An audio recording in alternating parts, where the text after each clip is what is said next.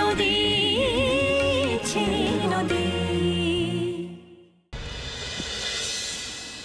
আমি শুধুমাত্র নিজের কথাই শুনবো। আচ্ছা মা, তোমরা সবাই মিলে কেন অকারণকে ক্রস কোয়েশ্চেন করছো আমি তো সেটাই বুঝতে পারছি না।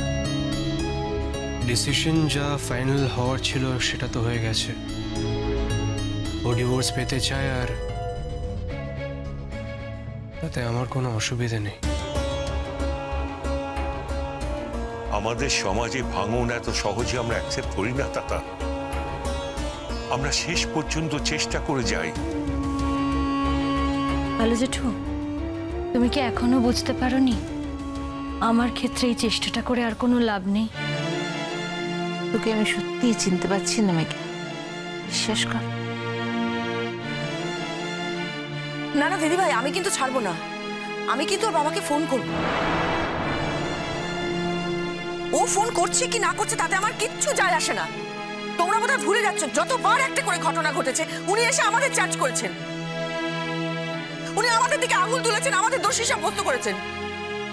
আমরা বারবার সেটা কেন মেনে নেব?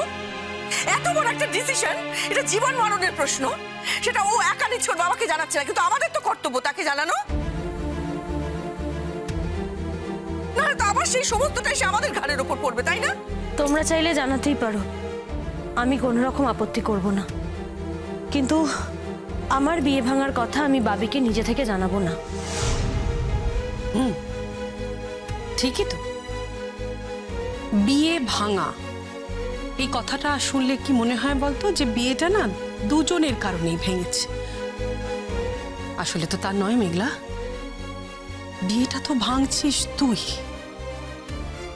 ঠিক বলেছ দিদি ভাই, ভুলটা আমারই।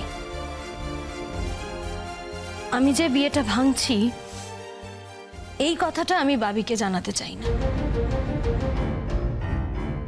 বাবি যদি জানতে পারে জানুক, আমার তাতে কোনো আপত্তি নেই, কিন্তু নিজে থেকে এই কথাটা আমি বাবিকে জানাতে চাই না।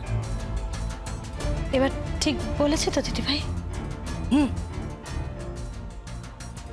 একটা কথা শুধু মনে রাখিস মেঘলা, জীবনে একা বাঁচা যায় না।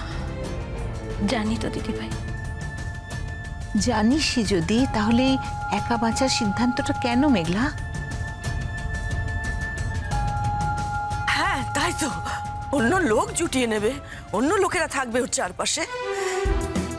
কিন্তু দিদিভাই, এই যে ও এই সংসারটা ছেড়ে চলে যাচ্ছে না এভাবে, এইভাবে আমার ছেলেটাকে এইভাবে ও ছেড়ে চলে যাচ্ছে, এর মূল্য কিন্তু ওকে দিতে হবে।